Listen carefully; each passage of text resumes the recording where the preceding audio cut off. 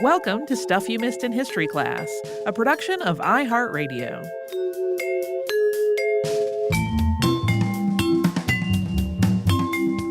Happy Friday. I'm Tracy V. Wilson. Is this how we usually start this? I'm Holly Fry. For some reason, my brain was like, why didn't she say birthday after you said happy? It's nobody's birthday. No. But just the way you led in with happy, I'm like, birthday. I'm also just like, what? How do we normally kick off our Friday minisodes? It's been a strange week in our lives as of when we're recording this, and we don't know what the week will have been like when this comes out. But we talked about Olympe de Gouges. Yes. I did the thing where I was like, I should thank people who have who have suggested this topic. And there were so many. She's somebody that has been on my list for a really long time. And then there kept being things that made me go, I can't talk about somebody getting guillotined right now.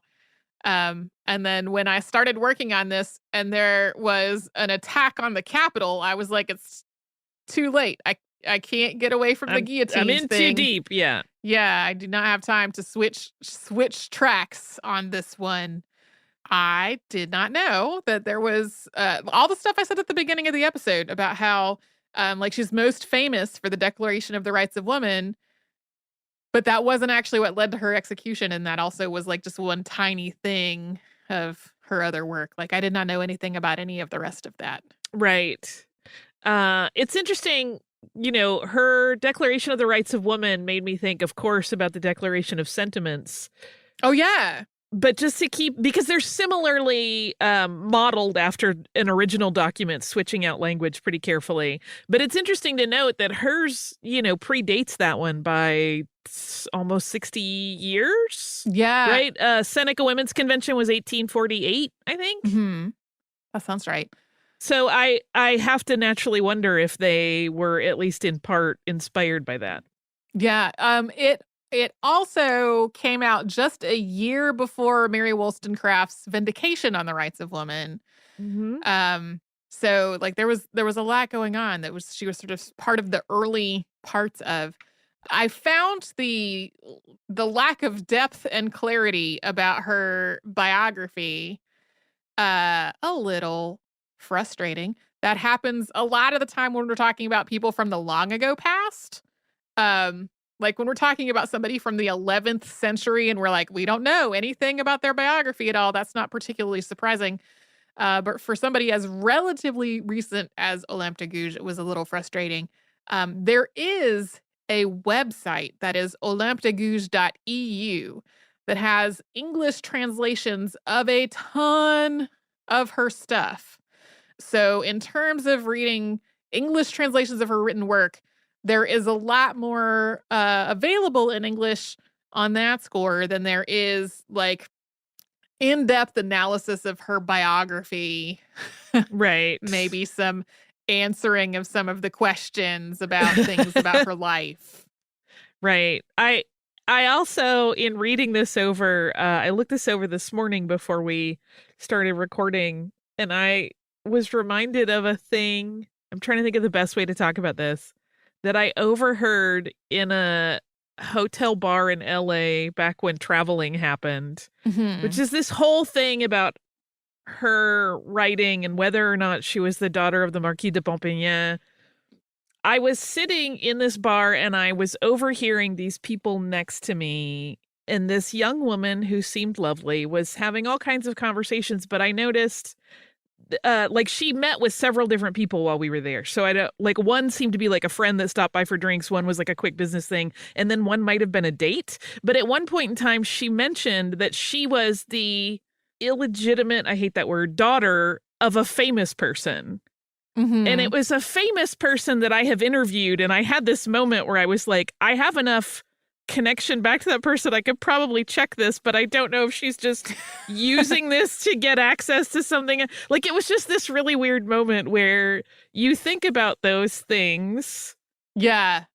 And the fact that there are a lot of people in the world who are not legally connected to their fathers, what that means, how that plays in the modern era compared to how it was playing here was not that different. Right. It just all gave me pause. I rewatched the most recent Little Women on Christmas Eve, along with the one that starred Winona Ryder. I just had a whole marathon where I watched 2 different versions of Little Women in a row. But that scene in the one that came out, I think in 2019, it starts off with this scene where Joe March goes to a publisher and is like, my friend wrote this and would like you to look at it. And that framework of the memoir of Madame Valmont, where it's like, there's this unnamed editor who's like, I'm publishing this correspondence of my friend. Yeah. Like reminded me of that.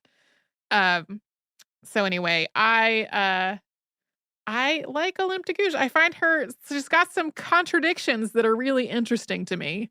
In terms of being like, yeah, women are pretty deceitful, but like we were forced into that position. Right. And then also being like, yeah, the revolution, but also the monarchy. Right. That is all very fascinating. And I think it's another point. I always like to point these out because I think they're important. That very, very poignantly exemplifies that, like, no one is not complicated. Sure. Well, we also didn't really get into, like, analyzing whether her abolitionist play was sensitive in its treatment of race or not. Or the fact that she made comparisons between marriage and slavery.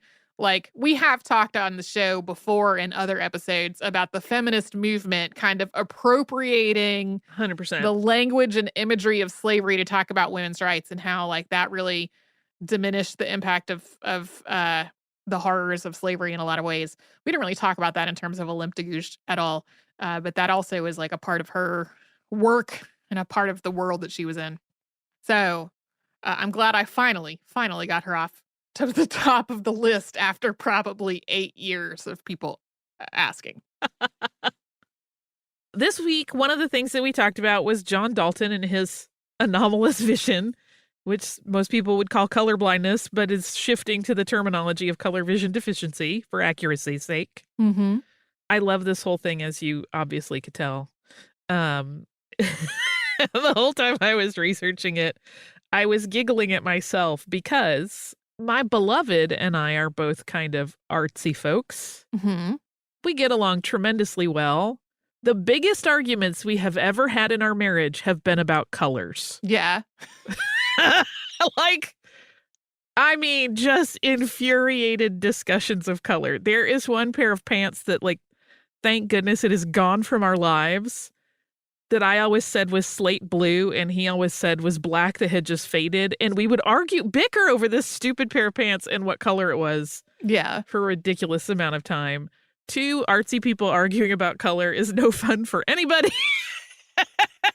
Because they both have incredible conviction in their beliefs. It's very funny. People have such strong connections to color. I mean, I thought about this with John Dalton, and it's a question we can never know because he never really said. Did he have a favorite color? I don't know. As a scientist, he seems to have been, like, he'll talk about which ones are pleasant, but so many of us get so attached to a color, and it makes me chuckle. Yeah. I know your favorite color is blue. Mm-hmm. Yeah, I've been playing a lot of Animal Crossing, and every time I buy stuff, in the Able Sisters store, it's like the blue one. My entire Animal Crossing wardrobe is just blue stuff. Blue, blue, blue, blue, blue, blue, blue. And then sometimes I'll be like, I'm going to get the pink one because my entire wardrobe is blue. I wanted to know that, like, there are a lot of accessibility issues that are related to color vision. Yeah. Like, there are websites that are anywhere between ugly and just unusable, depending on how they use color. I have a friend who he's always used the word colorblind, but he has color vision deficiency and is also a game designer. And we'll talk about how games are sometimes just not playable at all because they have used colors to signify different things. Yeah. And like you can't tell if that card belongs to one group or another because the colors that were used on it cannot be distinguished by people with particular color vision deficiencies. It relates to a lot of stuff besides Oh, yeah. like what color you decide to paint your house or whatever. Right. I think we talked about it in our episode on the invention of traffic lights. I don't remember if it came up in the episode or if it was in a listener mail where there's a kind of famous one that's inverted, where the red, green, and yellow are flipped opposite of a normal traffic light. And so for people that maybe have color vision deficiency and have learned that spatially in order when they're driving, that completely screws them up. That's you don't do that, municipalities. Right. Right. Don't ever flip your traffic lights. I think most municipalities know that. Yeah, it gets to be interesting when I think about, like I said, in our family, we did not know that my dad clearly was not seeing color the same way as the rest of us. And I think we had a discussion at one point where I was asking him questions like this about just like basic stuff that we encounter every day that you're even taught as a child, like, look for this color, it means danger or whatever. Mm. And he was like, to him, stop signs, he always learned by shape and never really thought about what color they were. Yeah. Which I think is a pretty common thing. But I do wonder then for children that maybe are not aware that this is a thing that happens, is there just complete puzzlement when they're in classes and they're being taught things by color as meaning. Right. When they're like, I don't know, it looks exactly like the other thing next to it. Like, I wonder how many kids get really confused in those moments. Yeah. So if any of our listeners have color vision deficiencies, shoot us an email because I want to hear all about it. That's one of the things that I love about John Dalton's writing is that he's pretty creatively descriptive about how things look in a way that people that would not have color vision deficiency would understand. Like when he says, like, you know, what you point to and say is bottle green looks exactly the same to me as red. Mm-hmm. And I can't tell those two apart. It's like, oh, that's like a really good, easy visual cue, I think, for people that have quote unquote normal vision to understand what's going on a little bit better. Mm-hmm. It's such a fascinating thing because so many things happen in your brain to process the world around you that even so, I always have that almost like paranoid concern that we're all seeing everything slightly differently, even though you can take tests online to see if you have any color vision anomalies or not.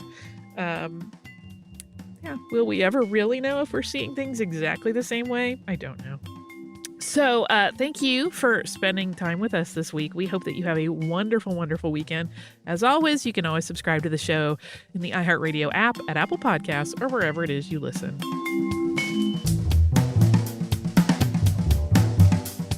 Stuff You Missed in History Class is a production of iHeartRadio. For more podcasts from iHeartRadio, visit the iHeartRadio app, Apple Podcasts, or wherever you listen to your favorite shows.